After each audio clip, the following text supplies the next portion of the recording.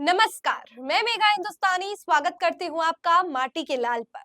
संसद भवन की एक तस्वीर सोशल मीडिया पर वायरल है और तस्वीर देखेंगे तो आप खुद हैरत रह जाएंगे कि क्या सचमुच टैक्स पेयर्स के द्वारा पे किए गए पैसे जनता के सुविधाओं के लिए लगाए भी जाते हैं या महज हफ्ता वसूली करने का काम सरकार कर रही है। अब देखिए, पीएम मोदी के दावे जो है वो पहली बारिश में ही टपकते हुए नजर आए हैं और इस टपकते हुए जो वादे हैं उसके सामने जो है बाल्टी लगा दी गई। अब आप सोचेंगे कि मैं कैसी बातें कर रही हूँ, तो तस्वीर देख लीजिए, आप खुद ब खुद समझ जाएंगे। तस्वीर अखिलेश यादव ने ट्वीट किया है तस्वीर के साथ। ये बाल्टी देख रहे हैं आप, ये प्लास्टिक की बाल्टी है जिसे इस्तेमाल किया जा रहा है बारिश जो संसद के अंदर रूफ टपक रही है, छत जो है वो टपक रही है, पानी जो है वहां से टपक रहा है और उससे बचने के लिए यहाँ पर छोटे से प्लास्टिक का कंटेनर या इसे डस्टबिन समझिए या कुछ भी कह लीजिए, उसका इस्तेमाल किया जा रहा है। जिस रफ्तार से पानी बह रही है, टपक रही है, उसके लिए तो ऐसा लग रहा है कि टब लगवा देते तो ज्यादा बेहतर रहता, कम से कम ज्यादा जो है बारिश का पानी तो ले पाती, डाइजेस्ट कर पाती, सोख पाती। अब पीएम मोदी के वादे जैसे तो है नहीं कि खोखले रहे। खैर, अखिलेश यादव ने क्या ट्वीट किया है देखिए। इस नई संसद से अच्छी तो वो पुरानी संसद थी, जहां पुराने सांसद भी आकर मिल सकते थे। क्यों ना फिर से पुरानी संसद चले, कम से कम तब तक के लिए जब तक अरबों रुपयों से बनी संसद में पानी टपकने का कार्यक्रम चल रहा है। जनता पूछ रही है कि भाजपा सरकार में बनी हर हर नई छत से पानी टपकना उनकी सोच समझकर बनाई गई डिजाइन का हिस्सा होता या फिर। अब सोच में तो हमें भी अखिलेश यादव के इस ट्वीट ने डाल दिया कि ऐसा तो नहीं कि ये नया डिजाइन है कि बारिश होगी तो पानी टपकेगा और पानी टपकेगा तो लीकेज इतना होगा कि लोगों की मृत्यु भी हो जाएगी।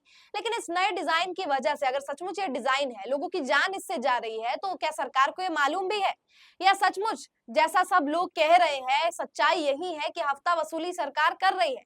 बजट में कर का जो दर है उसे बढ़ाया जा रहा है, लेकिन बावजूद इसके सुविधा के नाम पर नील बटा सन्नाटा जनता को मुहैया की जा रही है। अब दोस्तों, सबसे दिलचस्प क्या है, सुधीर चौधरी, वही सुधीर चौधरी, मैं हर बार हर वीडियो में एक ही सेंटेंस दोहराती हूँ कि जो चरण वंदना करने से बाज नहीं आते प्रधानमंत्री के, वो इस पर भी सवाल खड़ा कर रहे हैं। अब ये बात अलग है कि सीधा प्रधानमंत्री को निशाना नहीं साध रहे हैं, प्रधानमंत्री का नाम लिए बिना सरकार पर उंगली उठाने का काम, सरकार पर सवाल उठाने का काम सुधीर चौधरी सटल तरीके से कर रहे हैं। देखिए ट्वीट में क्या लिखा है, आशीष सिंह लिखते हैं, suddenly Sudhir Chaudhary changed, exposed infrastructure of government, special और न्यू पार्लियामेंट। यानी अचानक से सुधीर चौधरी कैसे बदल गए। नए संसद भवन पर जो रुख सुधीर चौधरी का बदला है और जैसे तेवर दिखा रहे हैं, पता है एक उदाहरण दे रहे हैं। अब सुधीर चौधरी का उदाहरण देखकर मुझे भी हंसी भी आई और लगा कि वाह यार, क्या पत्रकारिता कर रहे हैं। अभी सुधीर चौधरी गए भी थे ओल्ड राजेंद्र नगर पत्रकारिता करने, ग्राउंड रिपोर्टिंग, ग्राउंड जीरो से, और अब कैसे ये मुद्दा उठा रहे हैं कि जैसे हम छाता खरीदते हैं तो हम ये उम्मीद करते हैं कि छाता हमें बारिश और धूप से बचाएगा, और क्या हो कि अगर छाते वाले ने कह दिया कि आपका छाता बहुत चलेगा, इसे बारिश और धूप से बस बचा लीजिए, तो जिस छाते को हम धूप और बारिश हम पर ना लग जाए उससे बचा, मतलब खुद को बारिश और धूप से बचाने के लिए जो छाता हम खरीदते हैं, वही छाता अगर हमें धूप और बारिश में इस्तेमाल ना करने को मिले तो ये तो कहना बहुत ही हंसी वाली बात हो जाएगी ना। वैसे ही अब दिख रहा है कि जो संसद भवन की तस्वीर है, जो एयरपोर्ट्स है, प्रगति मैदान है, अयोध्या राम मंदिर है, अलग-अलग तस्वीरें, अलग-अलग जो निर्माण किए गए हैं, मकान है, आवास है, बहुत सी चीजें जो प्रधानमंत्री के काल में की गई है। हालांकि इसमें सुधीर चौधरी ने नाम नहीं लिया, कहा है कि वर्तमान की किसी भी राज्य की सरकार, और ये बिल्कुल कहा जा सकता है कि किसी भी राज्य की सरकार में जो निर्माण के कार्य हुए हैं उसमें इतना घोटाला, इतना धांधली हुई है। अब देखिए, वहीं अगर आप सीपी की बात करें, कनॉट प्लेस की बात करें दिल्ली में, तो कितनी ऑर्गेनाइज स्ट्रक्चर है, वहां पर ऐसा तस्वीर क्यों नहीं देखने को मिलती है। क्यों नहीं इंडिया गेट, लाल किला और ऐसी जगहों पे कि आपने सुना है कि इंडिया गेट टूट रहा है, गेटवे ऑफ इंडिया जो है वो धाराशाही हो गया, इस प्रकार की खबरें क्यों नहीं आती है। और ये सवाल भी काफी वाजिब है कि जो अंग्रेजों ने बनाया, जो मुगलों ने बनाया, उसमें कोई भी दरार की बात नहीं आती है, और बात आती है घोटाले घपले की तो वो केवल सरकारों के कार्यकाल में आती है, और अभी आपको पता ही है 10 सालों में मोदी सरकार का कार्यकाल है, तो सुधीर चौधरी यहाँ पर प्रधानमंत्री को ही निशाना साध रहे हैं। अब इसको लेकर कांग्रेस ने भी अपनी प्रतिक्रिया दर्ज की है, स्क्रीन पर नजर डालिए। श्रीनिवास लिखते हैं, 70 सालों का हिसाब मांगने वालों की बनाई गई संसद चंद घंटों की बारिश में नहीं झेल पा रही है।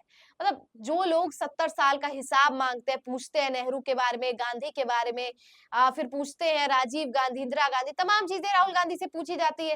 लेकिन वही लोग जो 70 साल का हिसाब मांगते हैं, उनसे घंटों भर का बारिश नहीं झेला जा रहा है। और यहाँ पर संसद भवन के आसपास की भी तस्वीर है कि कैसे लोग जो है इतने घुटने भर के पानी में खड़े होने के लिए मजबूर है। क्या कर सकते हैं।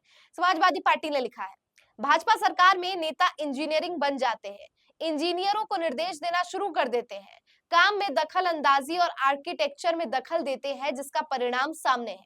नई संसद भवन में पानी टपक रहा है, 1000 करोड़ रुपए से अधिक लागत से बनी, और हाल ये है, ना तो पानी टपकना रुक रहा है, ना निकास में इंतजाम किए जा रहे हैं, ना सीवर ड्रेनेज सिस्टम दुरुस्त है। इसीलिए जो नेता इंजीनियर बन जाते हैं, उन्हें इंजीनियर बनना और काम से दखलंदाजी नहीं करनी चाहिए। भाजपा सरकार में दिल्ली हो या यूपी, दोनों जगह यही हो रहा है। तो वही बात बताई जा रही है कि कैसे हजारों करोड़ों रुपए की लागत से इस तरीके का निर्माण ढांचा तैयार किया जाता है, और बारिश में टपकते हुए जो पानी की बूंदे हैं, वो इस बात का गवाह, इस बात का साक्ष्य देते हैं, प्रमाण देते हैं कि कैसे घोटालेबाजी और धांधलीबाजी हुई है इन निर्माण के कार्यों में। इसको लेकर रवीश कुमार की तरफ से भी प्रतिक्रिया आई है। रवीश कुमार लिखते हैं, नई संसद में लीक है, प्लास्टिक की बाल्टी रखी गई है, वीडियो के वायरल होने का स्वागत करता हूं। नई संसद में भारतीयता का पुट है, बाल्टी से बारिश को रोकना भी भारतीय परंपरा है। ये बहुत दिलचस्प है। यहाँ रविश कह रहे हैं कि ये कह रहे थे ना कि संसद भवन नई तरीके से बनाया गया है, पहला संसद भवन तो पुराना अंग्रेजों के समय का था। तो ये पानी लीक होना भी अक्सर देखा जाता है कि आम घरों में जब लीकेज होता है तो टेम्पररी तौर पर, अस्थायी तौर पर बारिश को रोकने के लिए वो पानी लीकेज ना हो, कोई बर्तन लगा दिया जाता है, कोई प्लास्टिक का कंटेनर लगा दिया जाता है ताकि बारिश से रोका जा सके। तो वही संसद भवन में यहाँ पे भी एक भारतीय परंपरा दिख रही है, जिस का भारतीय होने का संसद भवन इसीलिए निर्माण इस भारतीय परंपरा के आधार पर ही निर्माण किया गया था। उसी को लेकर रवीश कुमार यहाँ पर तंज कस रहे हैं। कहते हैं, दूसरे देश में होगी तो पता नहीं, मेरे राय में अगर संसद की नई इमारत बनने की जगह 1200 करोड़ की बाल्टियां खरीदी गई होती तो कल दिल्ली की बारिश का सारा पानी बाल्टी में आ जाता, कहीं पानी जमता न जाम लगता। रही बात संसद की, तो विपक्ष के सारे सांसदों को 5 साल के लिए निलंबित कर संसद की इमारत और उसके रनिंग कॉस्ट को बचा लिया जाता। सरकार को ब्रॉडकास्ट बिल की जगह बाल्टी बिल पर काम करना चाहिए। 2047 के विकसित भारत के लिए जो 100 दिन का एजेंडा बना था, वो किस बाल्टी में रखा है।